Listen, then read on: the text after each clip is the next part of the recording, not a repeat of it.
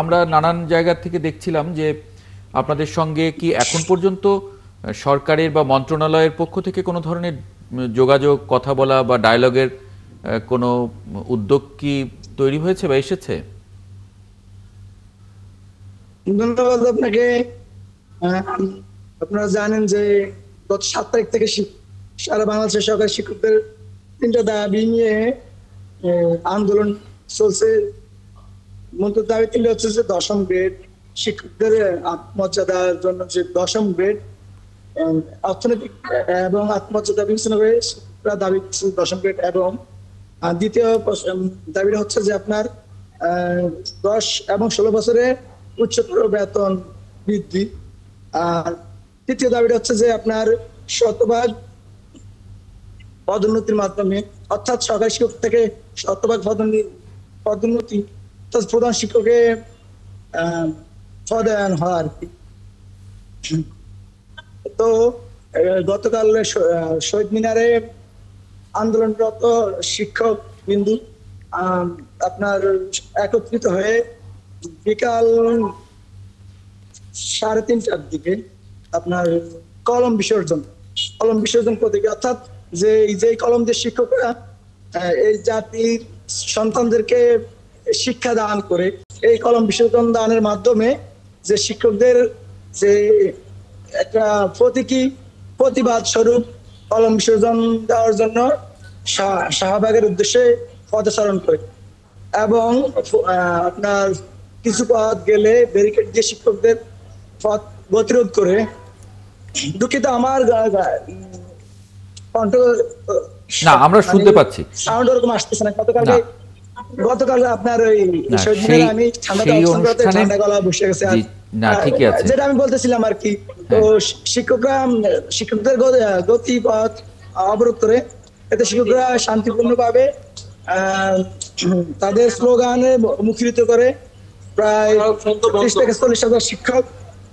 এর মধ্যে বিনা উস্কানিতে শিক্ষকদের, আপনারা হয়তো বিভিন্ন মিডিয়ার মাধ্যমে জেনে থাকবেন যে বিনা উস্কানিতে আপনারা অভিযোগ করেছেন বিনা উস্কানিতে, কিন্তু পুলিশ আবার অভিযোগ করছে যে শিক্ষকরা বাধা উপেক্ষা করে প্রধান উপদেষ্টার বাসভবন যমুনার দিকে এগোলে তাদের ছত্রভঙ্গ করে দেয়া হয়, পুলিশ অভিযোগ করছে। ধন্যবাদ। আসলে আমাদের নেতৃবৃন্দ আজকে ওনাদের সাথে ওপেন চ্যালেঞ্জ শুরু দিচ্ছে যে এমন যদি কোনো ফুটেজ বা এমন যদি কোনো ডকুমেন্ট দেখাতে পারেন, তাহলে আমরা ওটার দায়ভার নিচে মাথা পেতে নেব। জি, না, ঠিক আছে। এখন তারপরে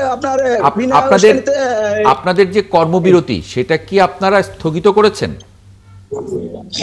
এটা আমি শেষ করি। তো আপনার শিক্ষকদেরকে এইভাবে করার ফলে শিক্ষকরা চলে আসছে শহীদ মিনারে, এবং বিভিন্ন মিডিয়ার মাধ্যমে এই বিষয়টা জানাজানি হওয়ার পরে আজকে বিকালে আমাদের আপনার জানেন যে 4টা সংগঠনে 10ম গ্রেড সমন্বয় পরিষদ বাস্তবায়ন হয়। আজকে আরো 11টি সংগঠন, অর্থাৎ 15টা সংগঠন, 11টা সংগঠন আমাদের সাথে, অর্থাৎ মানে যে 10ম গ্রেড বাস্তবায়ন পরিষদ, ওনাদের সাথে একাত্মতা প্রকাশ করে বাংলাদেশে আরো 11টা সংগঠন। তো আপনার এই 11টা সংগঠনের নেতৃবৃন্দ এবং এই 4টা সংগঠন, অর্থাৎ 15টা সংগঠনের নেতৃবৃন্দ অধিদপ্তর আমন্ত্রণ জানায় গণশিক্ষা ও প্রাথমিক গণশিক্ষা অধিদপ্তর এবং অর্থ মন্ত্রণালয়, যেহেতু বেতনটা অর্থ মন্ত্রণালয়ের সাথে রিলেটেড। তো আমাদের নেতৃবৃন্দের এক পর্যায়ে চাপের মুখে ওনাদের কাছ থেকে স্বীকারোক্তি নেয় যে কর্মবিরতিতে স্থগিত করার জন্য, অর্থাৎ আগামীকালকে কর্মবিরতি, শিক্ষকরা ক্লাসে যাবে এবং বিকাল 5টায় আবার শিক্ষক নেতৃবৃন্দের সাথে আপনার আলোচনা বসবে। তো এই প্রেক্ষিতে শিক্ষক নেতৃবৃন্দ ওনাদের মানে চেপে দেওয়ার সিদ্ধান্ত কিছুটা নমনীয় হয়ে চলে আসে। তো এখানে শহীদ মিনারে আন্দোলনরত যে সব শিক্ষক বিন্দু, ওনারা এটা উপস্থাপন করলে ওনারা একদম নাকচ করে দেয়। তো ওনাদের, অর্থাৎ শিক্ষকদের দাবির প্রেক্ষিতে এই যে নেতৃবৃন্দু তাদের যে চলমান কর্মসূচি চলমান রাখে, অর্থাৎ স্থগিত করে না। মানে জহিরুল আলম, মানে ওনার কথায় যেটা আমরা বুঝলাম যে আসলে বিভিন্ন গণমাধ্যমে যেটা আসছিল যে তারা কর্মসূচি স্থগিত করেছেন, সেটা হয়নি, কারণ ওখান থেকে আসার পরে তারা এগ্রি করেননি। যারা আন্দোলনরত আছেন তারা সেটার সঙ্গে এগ্রি করেন নাই। কাজে সংকটের সমাধান হয়েছে এটা তো বলা যাচ্ছে না। হ্যাঁ, মানে মূলত আমি যেটা একটু দেখছিলাম যে এখানে 10ম গ্রেডে মানে 11তম, যদি একটু পড়ি আমি এখানে, 10ম বর্তমানে সরকারি প্রাথমিক বিদ্যালয়ের সহকারী শিক্ষকরা জাতীয় বেতন স্কেলের 13তম গ্রেডে বেতন পান। তা 10ম গ্রেডে করার দাবিতে এখন আন্দোলনে নেমেছেন শিক্ষকরা। তাদের অন্য দুটি দাবি, শতভাগ বিভাগীয় পদোন্নতি যেমন উনি বলছিলেন, সঙ্গে চাকরির 10 এবং 16 বছর পূর্তিতে উচ্চতর গ্রেড দেয়া। কিছুদিন আগে তারা সহকারী শিক্ষকদের বেতন গ্রেড 11তম করার দাবিতে আন্দোলন করছিলেন। মানে আগে তারা 11তম করার আন্দোলন করছিলেন, এখন 10মের জন্য। কেন? কারণ হচ্ছে সেখানে এতদিন সরকারি প্রাথমিক বিদ্যালয়ের প্রধান শিক্ষকরা বেতন 10ম গ্রেডে ছিল।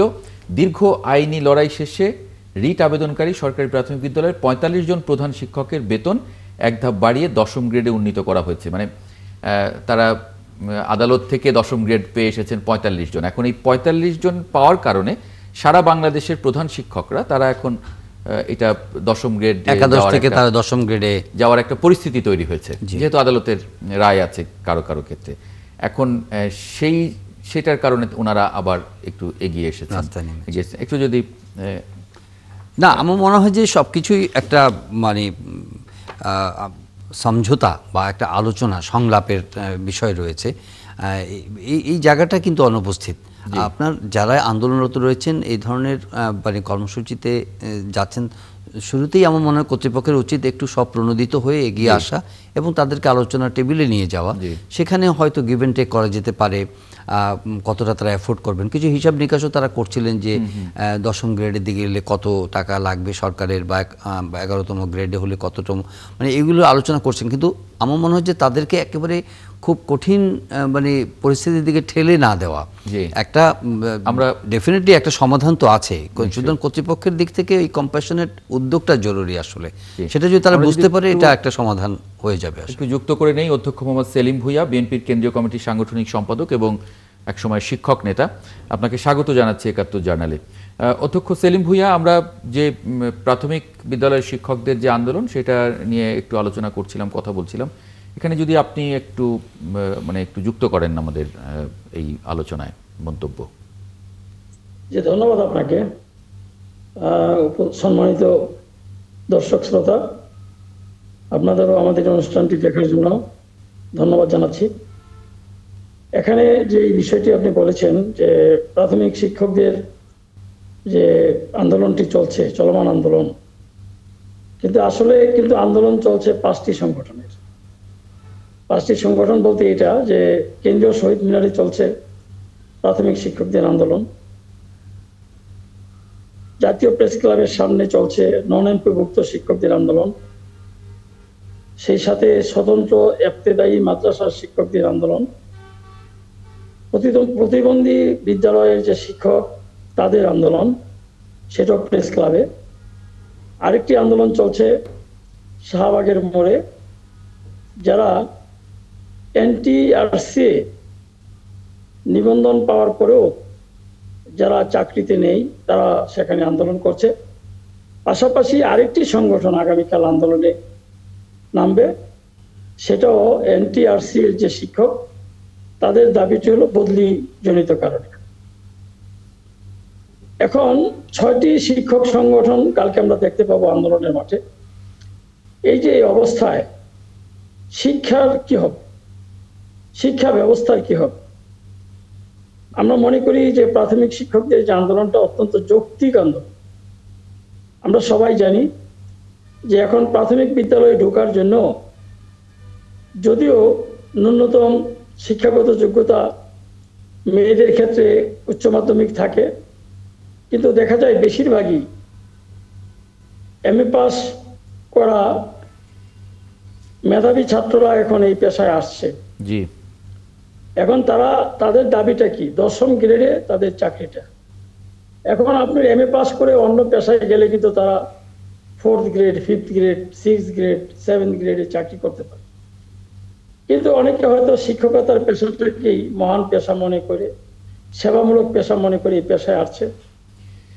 কিন্তু তাদেরকে আমার স্কেলটা, গ্রেডটা, যুক্তিসঙ্গত যে দাবিটা, এটা দিতে আপত্তি কোথায়?